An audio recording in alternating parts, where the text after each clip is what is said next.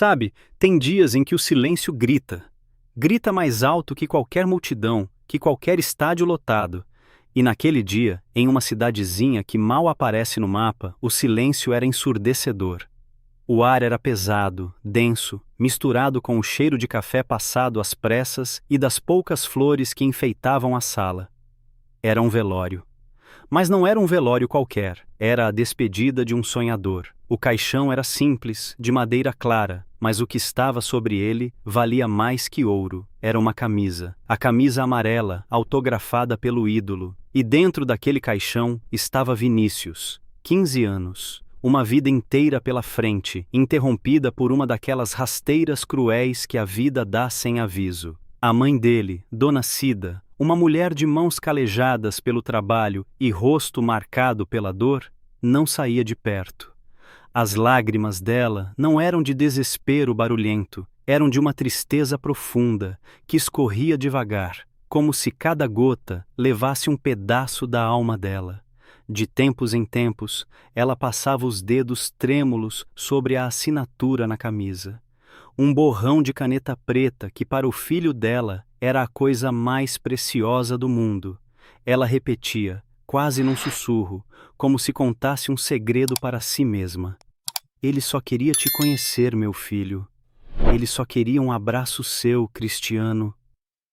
Era uma cena que partia o coração em 1000 pedaços.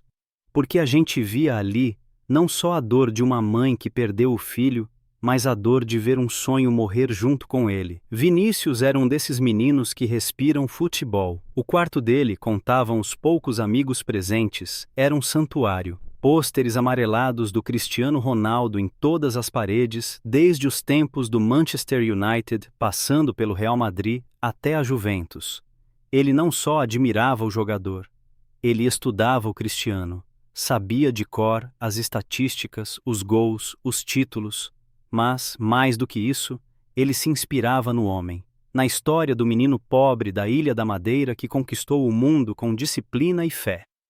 Para o Vinícius, Cristiano não era um astro distante, era a prova de que era possível, a prova de que, mesmo vindo de baixo, um sonho, quando regado com suor e coragem, podia florescer. O sonho dele era simples e, ao mesmo tempo, gigantesco. Conhecer o ídolo. Não era pedir camisa, não era pedir dinheiro, era só estar perto.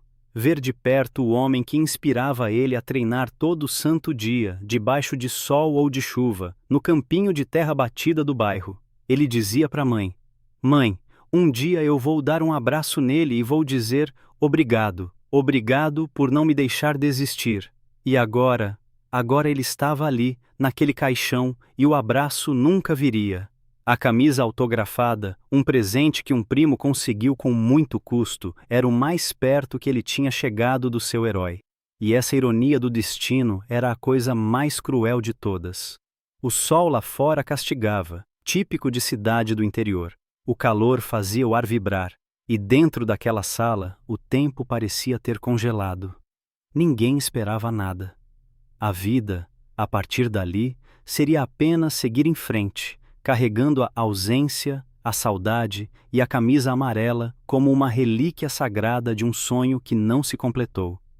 As pessoas se revezavam para dar um abraço em Dona Cida, mas que palavra de conforto existe para uma mãe que enterra um filho? Não existe. Existe apenas a presença, o ombro, o silêncio compartilhado. E era só isso que eles tinham para oferecer. Mas, de repente, algo quebrou a monotonia daquela dor. Um carro escuro, de vidros pretos, que não pertencia àquele lugar. Ele parou do outro lado da rua, debaixo de uma árvore frondosa, de um jeito discreto, quase invisível. Ninguém deu muita bola. Podia ser qualquer um, mas o silêncio com que ele parou, o jeito como o motor foi desligado sem pressa, havia algo diferente no ar. Algo estava prestes a acontecer, e ninguém, absolutamente ninguém naquela sala, poderia imaginar o que seria. O homem que desceu do carro não parecia uma celebridade. Não havia brilho, não havia seguranças armados até os dentes, não havia aquele ar de cheguei que as pessoas famosas costumam ter. Ele era só um homem. De cabeça baixa, ajustou o boné, respirou fundo e começou a atravessar a rua, devagar. Cada passo parecia pesado, medido, como se ele estivesse carregando o peso do mundo nos ombros. Um senhor que estava na porta, fumando um cigarro de palha para espantar a tristeza, semicerrou os olhos. Ué, quem é esse aí? Não é daqui não. Ele murmurou para si mesmo. A figura continuou caminhando, subiu os poucos degraus da entrada e parou na porta do velório. Ele tirou os óculos escuros. E foi aí que o mundo parou. Por um segundo, o cérebro das poucas pessoas que o viram entrar não conseguiu processar a informação. Aquele rosto era conhecido demais para estar ali, naquele lugar esquecido por Deus. Era o rosto que estampava as paredes do quarto de Vinícius. Era o rosto que Dona Cida via na televisão e que o filho dela tanto amava. Era Cristiano Ronaldo. Ali, em carne e osso, parado na porta de um velório humilde no interior do Brasil. Um murmúrio começou a correr pela sala, baixo, incrédulo. É ele mesmo? Uma prima de Vinícius cochichou. Não pode ser. O que ele estaria fazendo aqui? Cristiano não olhou para ninguém. O olhar dele estava fixo em um único ponto, o caixão no centro da sala. Ele ignorou os cochichos, os olhares de espanto, o choque coletivo. Ele caminhou em linha reta, com uma expressão de respeito e dor que calou qualquer dúvida. Não havia arrogância, não havia pena, havia reconhecimento. Ele parecia conhecer aquele ambiente, aquela dor. Ele parou ao lado do caixão. O silêncio que se fez naquele momento foi diferente. Não era mais o silêncio do luto, era o silêncio do espanto, do sagrado. Ele estendeu a mão, devagar, e a pousou sobre a camisa autografada, bem em cima da mão fria do menino. E ali ele ficou. De olhos fechados, os lábios se movendo levemente, como em uma oração silenciosa. Não foi um gesto rápido. Ele ficou ali, por 1, 2, 3 minutos que pareceram uma eternidade. Naquele instante, ele não era o CR7, o astro milionário, a máquina de fazer gols. Ele era apenas um homem prestando sua homenagem a um menino que sonhava com ele. E a simplicidade daquele ato, a pureza daquela conexão silenciosa, era de uma força avassaladora. Ele estava validando a vida daquele garoto, estava dizendo, sem palavras, que aquele sonho importava. Que a vida de Vinícius, mesmo curta, tinha feito eco e chegado até ele. Dona Cida, que até então estava paralisada, sentiu uma onda de emoção tão forte que suas pernas fraquejaram. Uma vizinha a segurou. Ela olhava para aquele homem, o herói do seu filho, e não conseguia acreditar. Era como se o próprio Vinícius, lá de onde estivesse, tivesse movido o mundo para trazer seu ídolo até ali. Era a prova final de que o amor do seu menino não tinha sido em vão. Depois da sua oração silenciosa, Cristiano abriu os olhos. E o olhar dele encontrou o de Dona Cida. Um olhar que atravessou a sala e conectou duas dores. A dele, por um fã que ele não conheceu em vida, e a dela, pela perda do seu bem mais precioso. E então, ele deu um passo na direção dela. O gesto que viria a seguir quebraria o silêncio de uma forma que ninguém jamais esqueceria. Se você já se sentiu tocado por um gesto inesperado, se acredita que a empatia pode mudar o mundo, curte esse vídeo e se inscreve no canal, porque a parte mais forte dessa história tá só começando. Ele não foi até ela com a postura de um ídolo consolando uma fã. Aconteceu o contrário. Ele chegou perto, olhou nos olhos dela e o mundo inteiro pareceu desaparecer. Sobrou apenas os dois, e então ele fez o impensável. Cristiano Ronaldo, um dos homens mais famosos do planeta, se ajoelhou. Ali, no chão empoeirado daquela capela simples, ele se ajoelhou diante daquela mãe. O som do joelho dele tocando o piso foi o único barulho na sala. Um baque seco, um som de humildade, de reverência. Ele não estava se rebaixando. Ele estava se igualando na dor. Estava dizendo, com aquele gesto, que ali, diante da perda de uma mãe, ele não era ninguém. Ele era só um ser humano. Dona Cida levou a mão à boca, os soluços agora vindo com força. Ele segurou as mãos dela, mãos quentes, fortes, segurando as mãos pequenas e trêmulas dela, e ele falou. A voz dele saiu baixa, rouca, carregada de emoção, com aquele sotaque português que Vinícius tanto imitava. Dona Cida, ele começou, me perdoa por não ter chegado a tempo. As palavras eram simples, mas carregavam um peso imenso. Era um pedido de desculpas não por algo que ele fez, mas por algo que o destino não permitiu. E então, ele continuou. E foi aí que a história mudou de patamar. Seu filho, o Vinícius, ele me mandou cartas. Eu não sei como elas chegaram até mim, no meio de tantas outras. Mas elas chegaram. E eu li. Eu li todas elas. Enquanto falava, ele levou a outra mão ao bolso da calça, e de lá ele tirou um envelope. Não era um envelope novo, branco. Era um envelope amassado, com as bordas gastas, dobrado várias vezes.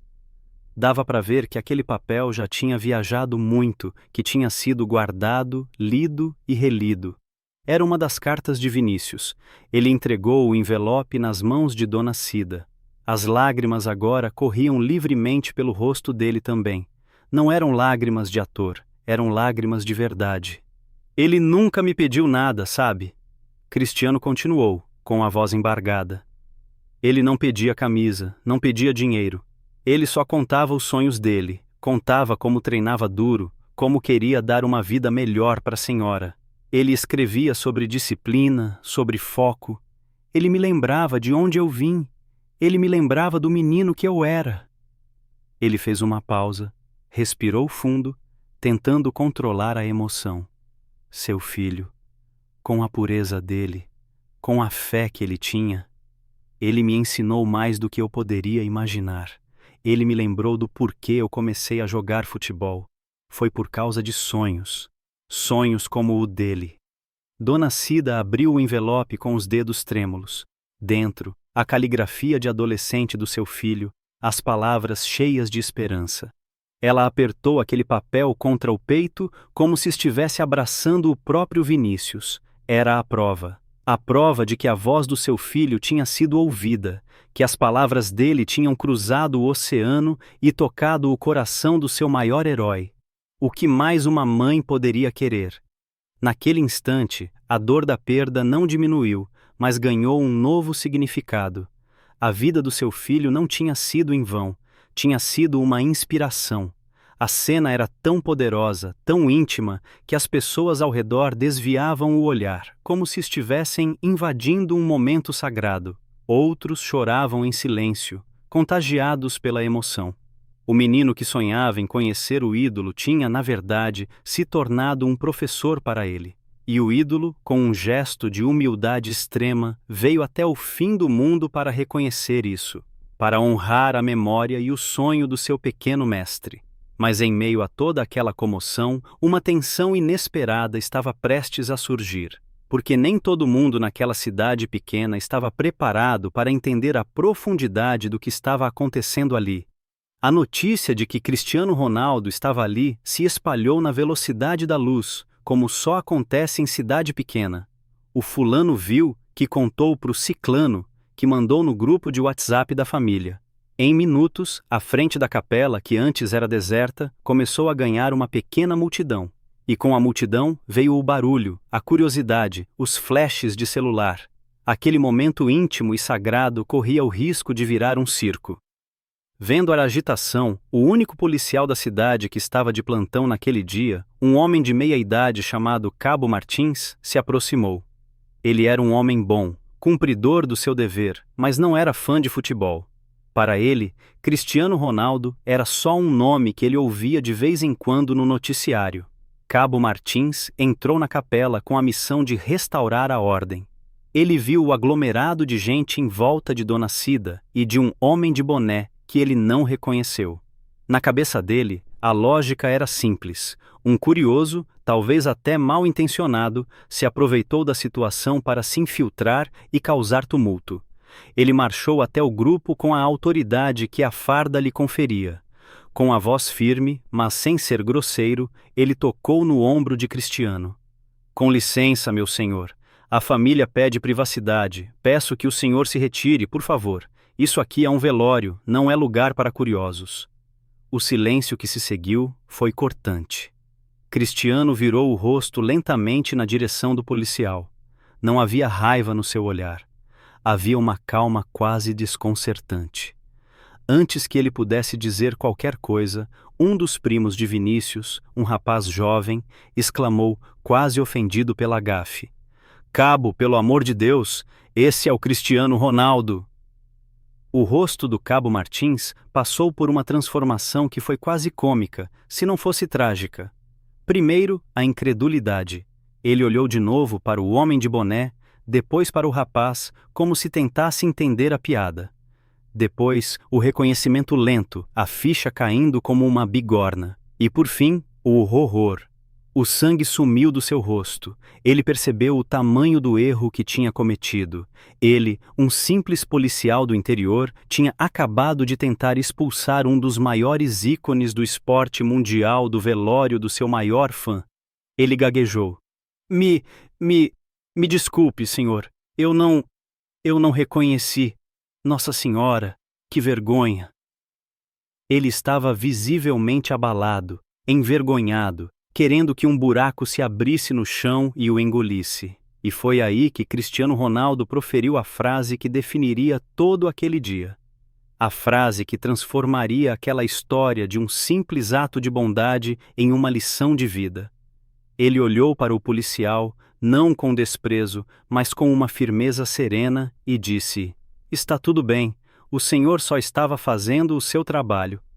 Ele fez uma pausa, olhou ao redor, para a dona Cida, para o caixão do menino, e completou com a voz clara para que todos ouvissem: "Eu não vim aqui para ser reconhecido, eu vim para reconhecer."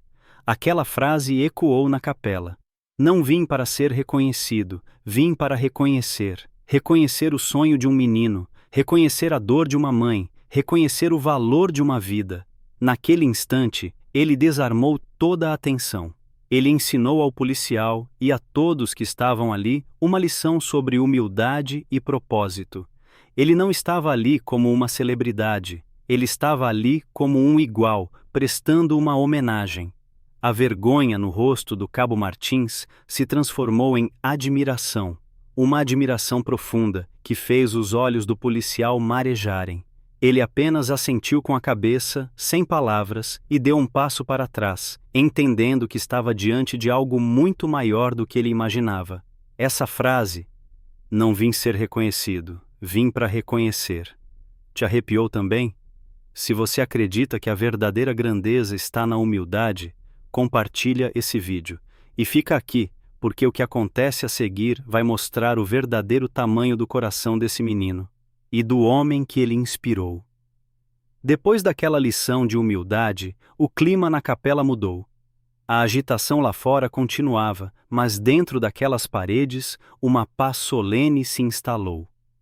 Cristiano não foi embora, ele ficou. Sentou-se em uma das cadeiras de plástico simples, ao lado de Dona Cida, e ficou ali, ouvindo. Ele não falava muito, ele mais ouvia. Ouvia as histórias que as pessoas contavam sobre Vinícius. Histórias engraçadas, histórias de teimosia, histórias da paixão avassaladora do menino pelo futebol e por ele. E ele ouvia tudo com uma atenção, um interesse genuíno, que fazia com que cada pessoa se sentisse importante. Foi então que um senhor idoso, seu Joaquim, vizinho da família há muitos anos, se aproximou. Com a voz trêmula pela idade e pela emoção, ele decidiu compartilhar uma história que poucos sabiam.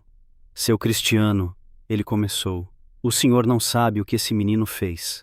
Nos últimos meses, ele estava juntando cada centavo que ganhava, fazia bico de tudo que era jeito, capinava lote, ajudava na feira, lavava carro. Ninguém entendia para que tanta pressa de juntar dinheiro. Seu Joaquim fez uma pausa, enxugou uma lágrima com as costas da mão. Um dia, ele me contou o segredo. Ele tinha juntado o dinheiro para comprar uma passagem de ônibus, só de ida, para ir para a cidade grande, na esperança de conseguir ver um treino do Senhor. Ele dizia: Seu Joaquim, eu só preciso de 5 minutos. Se eu conseguir ver ele de perto, já valeu a pena. Eu volto a pé se precisar. Enquanto seu Joaquim contava, a câmera focava no rosto de Cristiano. Ele ouvia tudo em silêncio, o maxilar travado, a expressão dura de quem tenta conter uma emoção muito forte. A história do menino, do sacrifício, da esperança pura e ingênua. Era a história dele mesmo, décadas atrás, em outra ilha, em outro país. Era a mesma fome, o mesmo sonho. Seu Joaquim concluiu a história com a voz embargada. Mas não deu tempo. Uma semana antes de ele comprar a passagem, a doença o pegou de surpresa. Foi tudo rápido demais. O dinheiro que ele juntou com tanto suor, a mãe usou para ajudar a pagar isso aqui. Ele apontou para o caixão. Nesse momento, foi impossível segurar. Uma lágrima solitária, teimosa, desceu pelo rosto de Cristiano Ronaldo. Ele não tentou esconder. Deixou que ela corresse, um rio silencioso de dor, de empatia, de reconhecimento. Aquela história tinha perfurado a armadura do atleta e atingido o coração do homem. Ele se levantou. Caminhou novamente até o caixão de Vinícius. Todos observavam, em silêncio absoluto. O que mais ele poderia fazer? Ele já tinha dado tanto. Então, ele fez um gesto final, o mais pessoal de todos. Ele olhou para o próprio pulso. Nele havia uma pulseira simples, de couro trançado, já gasta pelo tempo. Não era uma joia de marca, não era um relógio de luxo, era algo pessoal. Ele a tirou do braço.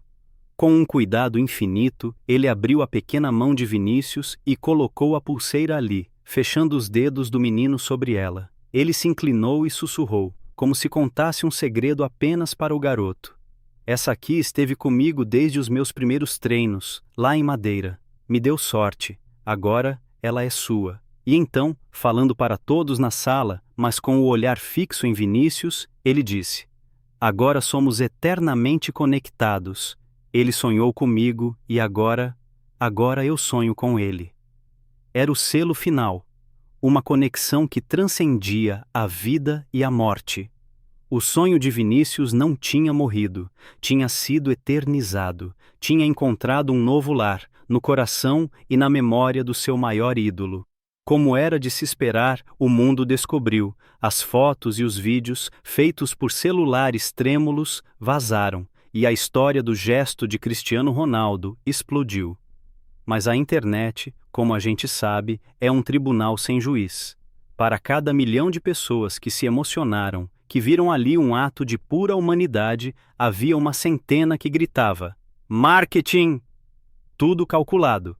Está usando a morte de um menino para limpar a própria imagem. As críticas eram cruéis, ácidas. Diziam que era impossível um gesto daquele ser espontâneo, que tudo fazia parte de uma estratégia de relações públicas muito bem montada. O debate tomou conta do país, do mundo. Programas de TV discutiam a verdadeira intenção por trás do ato. Especialistas em marketing analisavam cada frame do vídeo. O mundo se dividiu entre os que acreditavam na bondade e os que só conseguiam enxergar o cinismo. E Cristiano, o que ele fez diante daquela tempestade? Nada, absolutamente nada. Ele se recusou a dar entrevistas. Ignorou os pedidos de todos os grandes canais de notícia. A assessoria dele apenas informava: ele não vai comentar o assunto. No meio da noite, quando a polêmica estava no auge, ele fez uma única postagem em suas redes sociais. Não era um texto de defesa, não era uma explicação, era apenas uma foto. Uma foto do céu estrelado daquela cidadezinha do interior, tirada da janela do carro, e a legenda era curta, mas dizia tudo. Alguns momentos não se explicam, só se vivem. E com essa frase, ele encerrou o debate. Pelo menos da parte dele, ele não devia satisfação a ninguém. A conexão que ele criou com Vinícius e com Dona Cida era real demais para ser manchada pela opinião de quem não estava lá. Os dias passaram. A poeira da polêmica começou a baixar. A história poderia ter terminado aí, como um belo, porém fugaz, momento de inspiração. Mas para Cristiano não tinha terminado. A semente plantada por Vinícius estava germinando. Algumas semanas depois, sem alarde, sem festa de inauguração, sem cortar fita, uma placa simples apareceu na frente de uma casa reformada, ali mesmo, na cidade de Vinícius. A placa dizia: Instituto Vinícius. Ele não só homenageou o menino com o nome, ele realizou o sonho de Vinícius em uma escala muito maior. O Instituto era um centro de apoio para jovens atletas de comunidades carentes. Oferecia treinamento, acompanhamento escolar, apoio psicológico e, o mais importante, a chance de sonhar. Cristiano financiou tudo do próprio bolso, discretamente. Na parede principal da entrada, pendurada como uma obra de arte, havia apenas uma frase, em letras grandes e simples. A frase que ele disse no velório: respeitar um sonho é respeitar uma vida. E a parte mais bonita dessa história? O primeiro grupo de voluntários do projeto era formado por cidadãos da própria cidade, e entre eles estava o Cabo Martins.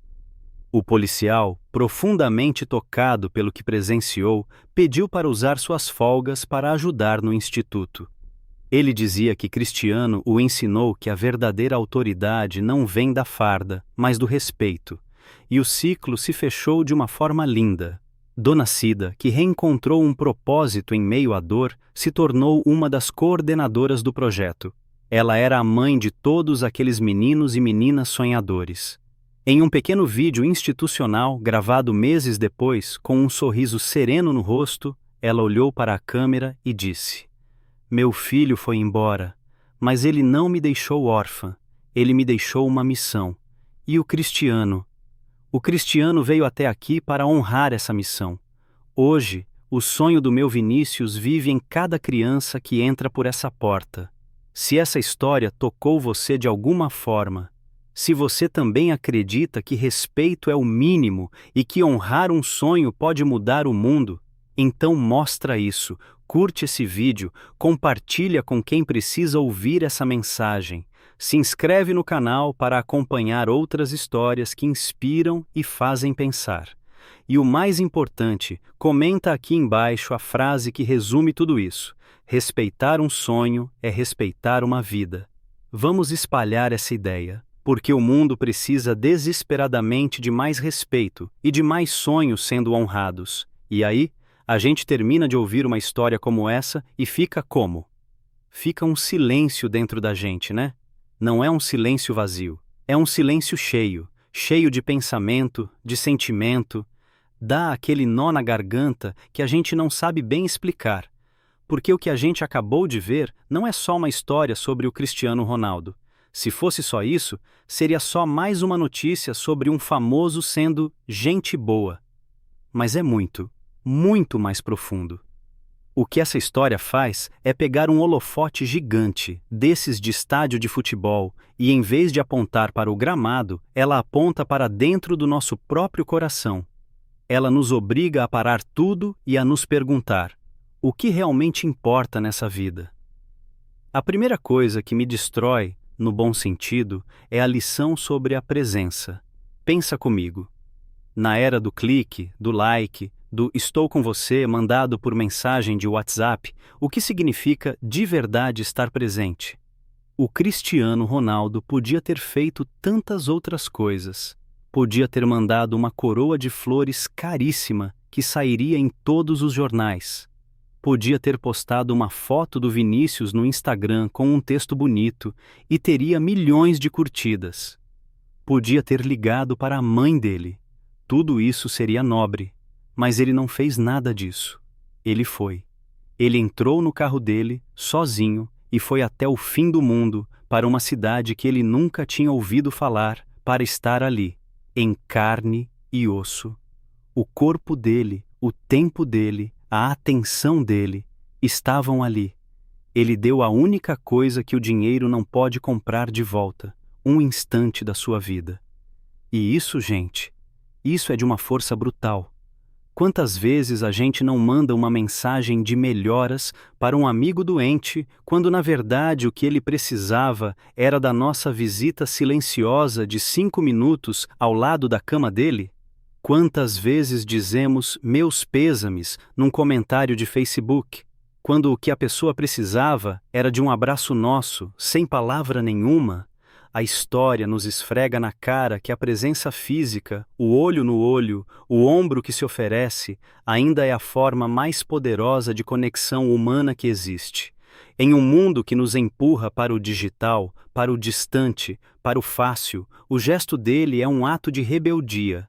É um grito que diz: desliga o celular e vai. Vai lá, esteja lá. Essa é a primeira lição que eu levo para minha vida.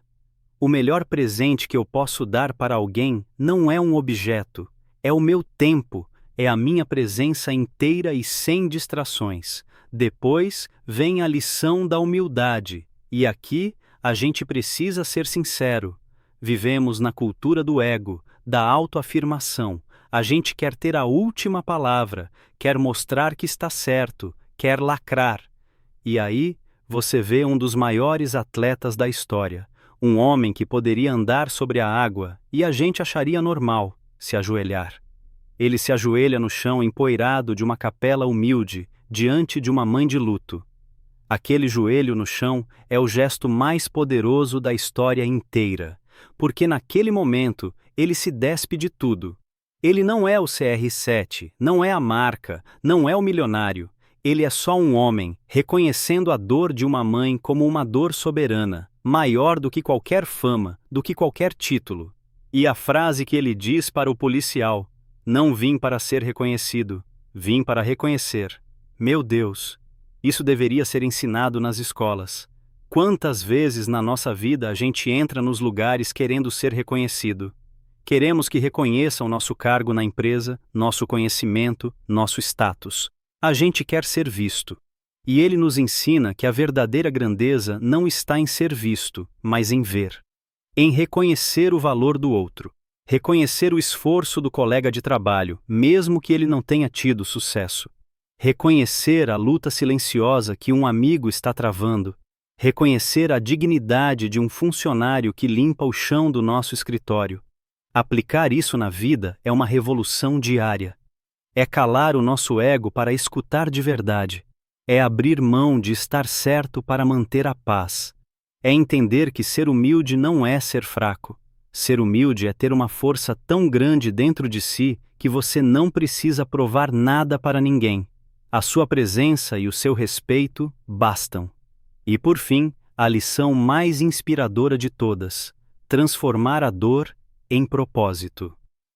A história poderia ter acabado no velório, seria linda, emocionante e pronto, mas ela continua, e é aí que ela se torna eterna. O cristiano é tocado pela dor daquela perda, pela história daquele menino. E o que ele faz com esse sentimento? Ele não guarda para si. Ele não deixa que aquilo se torne apenas uma memória triste. Ele usa aquela dor como combustível. Ele cria o Instituto Vinícius.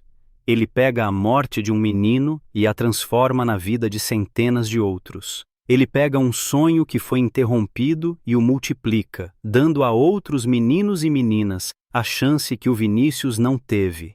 Isso é de uma sabedoria, de uma nobreza, que transcende o futebol, transcende a fama. E a lição aqui para nós, meros mortais, é direta. O que a gente faz com as nossas próprias dores? Com as nossas perdas, nossas decepções, nossas cicatrizes? A gente pode deixar que elas nos definam, que nos tornem pessoas amargas, ressentidas. Ou a gente pode fazer como ele. A gente pode olhar para a nossa ferida e perguntar: como eu posso usar a experiência dessa dor para ajudar alguém a não passar pelo mesmo? Como eu posso transformar essa minha fraqueza em uma ponte para outra pessoa? Se você já sofreu bullying, talvez você possa ser a pessoa que defende alguém que está sofrendo agora. Se você já lutou contra a depressão, talvez você possa ser o ouvido amigo que escuta alguém que está no fundo do poço. Se você já perdeu alguém, talvez você possa ser o abraço que conforta quem está vivendo o luto. Não precisa criar um instituto. Não precisa ter milhões na conta. A transformação do luto em luta, da dor em propósito, acontece nas pequenas coisas. Acontece quando a gente decide que a nossa história, por mais dolorosa que seja, pode servir de luz para iluminar o caminho de outra pessoa. Essa história do Cristiano e do Vinícius, no final das contas, é sobre isso. É sobre como um gesto de presença, regado com humildade, pode transformar a dor em um legado eterno. Nos ensina que o tamanho da nossa vida não é medido pelos prêmios que a gente ganha, mas pela quantidade de vidas que a gente toca. Vinícius, um menino anônimo de uma cidade pequena, tocou a vida de um dos homens mais famosos do mundo. E esse homem, por sua vez, usou sua plataforma para garantir que o sonho de Vinícius tocasse a vida de milhares de outras pessoas. É um ciclo de inspiração, um eco de bondade, e nos deixa com uma única e poderosa certeza, a de que respeitar o sonho de uma única pessoa, por mais simples que seja, é o mesmo que respeitar a própria vida em sua essência mais pura. E isso muda tudo. E é com essa reflexão que a gente encerra.